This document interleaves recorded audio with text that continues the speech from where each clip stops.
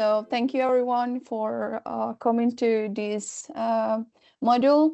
I have been in charge of conducting the case study for Czechia, where we focus on using the tool VII to specifically assess the environmental impacts of the CAP in the country. This has been a joint work between Czechglobe and IASA, who is the host and owner of the tool. But we have been cooperating for a long time, and thus this case study comes as an example of this long-term cooperation. So for a quick overview of the case study, is a case study in the Czech Republic at the country level. This tool is in the category of the quantitative models, and our case study delivered already for use and a showcase of the tool. And our tool is VII Czech Republic. It's a partial equilibrium global economic model. The main objectives of this case study was understanding in a more complex context the existence of the CAP strategic planning in the Czech Republic. So for us, and I see also a bit of the questions in the chat leading to this topic, we wanted to assess the CAP in conjunction with the, for example, development of climate change, international markets, the integration of the Czech Republic within the European trade market, and also different socioeconomic aspects there. And trying to understand them from a global context, a global consistent context. What are the impacts of this CAP in the country? We also conducted, I will focus mostly here, showing a bit of the key environmental variables that we assess, but of course we also included more socioeconomic variables in our analysis. So our main objective was trying to bridge the national priorities within the European policy context and understand whether there are synergies or trade-offs to them. Our case study had many steps on the way, but as Ilona already explained before, these tools are not really easy to handle, and we had a bit of issues that we have to overcome on the way of the implementation of the case study. So we basically established a sort of like a cooperation between two institutions. The first institution being IASA, who is the host of the tool and main developer of the tool, and then the country institution, which is Czechglobe, that has been working with the tool for over 5 years now. Then as the country of the case study, we also handle a lot the national stakeholder interactions, and the main research question comes actually as a joint work that we did with the national stakeholders, understanding what is the biggest, let's say, the biggest need of the negotiations during this cycle of the CAP planning in the country. And this was one of the biggest questions from the stakeholders, that they were not really sure that, for example, EU priorities are actually aligned with the national priorities and what farmers are experiencing in the Czech Republic. Therefore, we collaborated with different type of stakeholders. We collaborated with Agrarian Chamber. We collaborated with the Agricultural Economics Institute in the country as well, with the State Land Office and different individual farmers. We did have a good high interest from these type of stakeholders into the tool and into the case study, but we did not receive major interest from, for example, the Ministry of Agriculture there. Then after we set up this main concern from the stakeholders, we developed, we kind of designed the case study in order to answer these big questions, and we divided the exercise in 3-phase implementation process.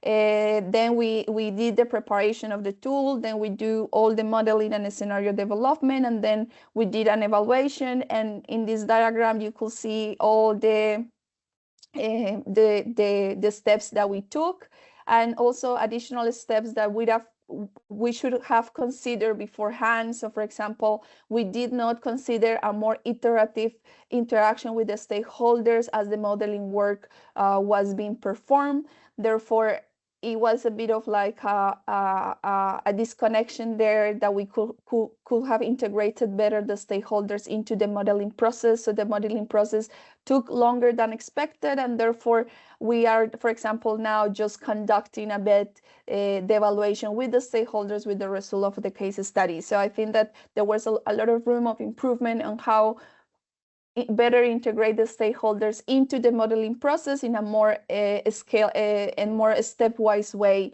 that we could improve not only the deliverable of the results to the stakeholders and increase the uptake of them for their usage, but also to integrate better the stakeholders' perspective into the modeling work.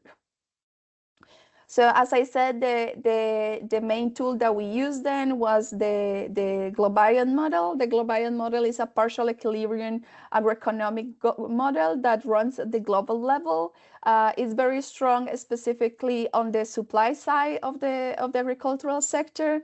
Allows for a spatial explicit representation of the agricultural systems. And also one of the stronger part of the model is the representation of the agricultural market, and the ability to actually project how the trade of relevant agricultural products and commodities will develop based on different policies and different conditions that we establish in the model. Particularly for this case study, we conducted two main improvements. So first of all, we implemented the policy instrument. For the policy instrument, we implemented two aspects of the CAP: the harmonized Pillar 1 direct payments, and then also we implemented 4 of the good agricultural environmental practices for the cross compliance with the direct payments in the model. Additionally, as our intention was to assess the impact of the CAP within more integrated aspects of the broader economy in the sector, we also integrated climate change in our analysis. In the way that we did it, we basically integrated the biophysical impacts on the yields on the crops. So basically, how the yields will change because of climate change in the future. And also we integrated the changes on the water availability for irrigation that also has a strong impact from the climate change impacts. And then we focus mostly on two broad indicator groups. First, reflecting the competitiveness of the Czech agricultural sector, and then the environmental and climate impacts of them. And the model is able to provide all these variables that you see listed there, from changes in area, land use, yields, imports, export, producer prices, to emissions, both from the agricultural activities, but also embedded in the land use change, if that's expected to happen, and also changes in input for fertilizers and water for irrigation. So just to showcase a bit how exactly we implemented these. So here we have in this first plot, I'm showing exactly how the direct payments were quantified for the model. So you can see that for the Czech Republic specifically, we have an increase in the payments for potatoes and sugar beet, while we have a decrease on the value of payments in comparison with the year 2000 in other important crops for the country, like wheat and barley. And also we have a bit of increase on the support for the livestock byproducts. For the GAEX, we specifically implemented 4 GAEX.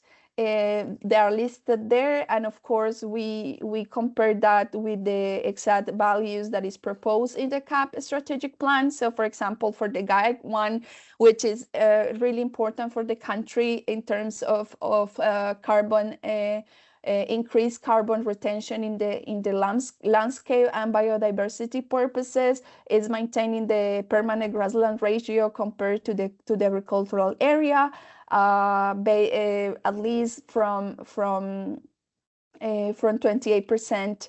That is the value in 2018. So basically, we have the implementation of the GAECs across the whole European Union states, but we specifically in the case study focus on the performance of the GAECs within the targets set by the CAP strategic plan in the country. For the case of climate change, so here I have a bit of the examples how the data in regards to climate change looks like. So here I'm presenting the changes of biophysical yield with respect to no climate change conditions, both in the Czech Republic, European Union, and the world. And you can see that, for example, the case of the climate change, we have higher impacts that those seen in the aggregated European Union or in the world, and specifically very spread across climate scenarios. So we have different levels of global warming expected within these climate scenarios. So that's also important for the country because the Czech Republic has been experiencing a lot of impacts from climate change, including droughts.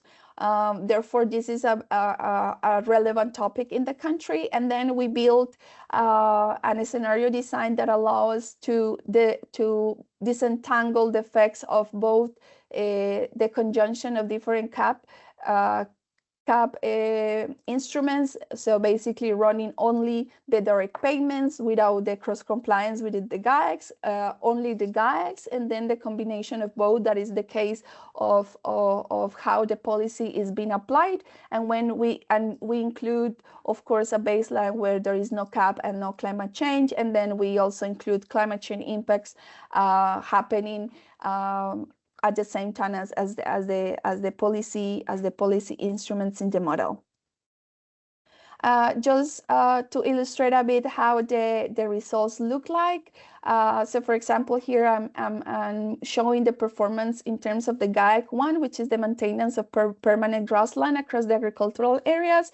As you can see that we started with a no cap value, which is this no cap and no CC, no climate change effects. We started with actually projecting a decrease on the permanent grassland in the country, but indeed the cap allows for achieving what is intended over more than 30% of the agricultural area of permanent grassland. And we do see that at least in the long term for 2050, the results were more differed greatly differ greatly when climate change is considered. So there is the land use changes in the country. They are sensitive to also climate change, and therefore, if we are expecting to assess a policy, climate change should be included there to understand pretty well what will be the overall effect there. And then just here, also one of the indicators that is quite relevant in the country, as we are experiencing here in the Czech Republic, a decrease of the sink capacity of forests, the understanding of emissions associated to the agricultural sector is becoming of great importance. For the resilience of the national commitments for climate change. So therefore, understanding how different policy instruments within the CAP could lead to increase or decrease of emissions associated to the sector are quite relevant also for the stakeholders. Therefore, as we see, the agricultural emissions are heavily linked to the direct payments. So as I mentioned in the first results slide, we are hoping the CAP was envisioning a high support for potatoes, so therefore the potatoes production will increase, and that can be related to an increase in emissions within potatoes. Specifically, we see that more pronounced by mid-century than by the short term in 2030. Also, an interesting crop for the country is wheat, which is a main export commodity for the agricultural sector. We also see that climate change could actually change the story for the emissions related to this crop, going from low warming scenarios with a decrease on emissions associated to this crop up to higher warmings with increase of emissions on this crop. So the idea of the case study was showcasing all these trade-offs and interactions, so stakeholders and policymakers could use this input to further pay attention to buffer out the negative trade-offs that could appear in the coexistence of both the policy instrument and global change aspects such as climate change. So for main takeaways that we have learned from this case study is that indeed the policy mix matter, and the guide conditionalities are relevant to keeping environmental goals in the country, specifically in a country where has the biggest consolidated agricultural farm structure, and the implementation of such a more alternative ways of management crops is harder to implement that if we are talking with small farms and with more flexibility in the farm structure. I did not show this result, but it's also a really interesting one. Climate change brings an opportunity for irrigation in the country. Currently, irrigation doesn't play a huge role in the Czech agricultural sector, but under climate change conditions, irrigation becomes strategic for the country to sustain the production of the sector. So I think that is a really interesting result that indeed the narrative of how the sector will perform with certain policy could immediately change when we incorporated climate change, which is also strategic for example, farmers to be able to negotiate better with the ministries on how on which other strategic areas should be prioritized within the CAP. If another lesson learned is the reshape of the competitiveness. For example, right now potatoes is not a really strong crop within the agricultural sector in Czechia, but it's a really consumed crop, and therefore it's important to support it. But of course that comes with the trade-off that other also relevant historical relevant crops like barley will lose share in the domestic sector. And finally, I think that although the uptake of such a tool as Globion is costly in terms of human resources and time, but after the first establishment of the model in the country, the work that we have invested on the calibration of the model, then we already have a tool that can more quickly adapt to the policy cycle and the policy demands from different stakeholders. Therefore, I would like to highlight that establishing that knowledge sometimes is difficult within ministries or other managing authorities. So research institutes like, for example, Czechglobe come into a strategic role, because we can be the ones hosting that knowledge for the country and have tools ready to support the cycle. One thing that we noticed is that we did not have much interest from the agricultural ministry, but we do have interest from the environment ministry. So that's also an interesting takeaway. And also from the farmers itself, they were really excited about the tool and what the results, and the results from the tool, because they were mentioning that this could help them to negotiate better within the negotiations of the CAP in the country. And we still are improving how we are representing the CAP in the model, because there are many other aspects to improve, but unfortunately, as I said, that there are many farm level information that is needed. Unfortunately, GloBiome in that case is insufficient tool, but it could be supported by other farm level models that could provide not only a broader national context or even a regional context, but go deep into the farm level information that also becomes quite relevant during this process. So thank you so much for your attention.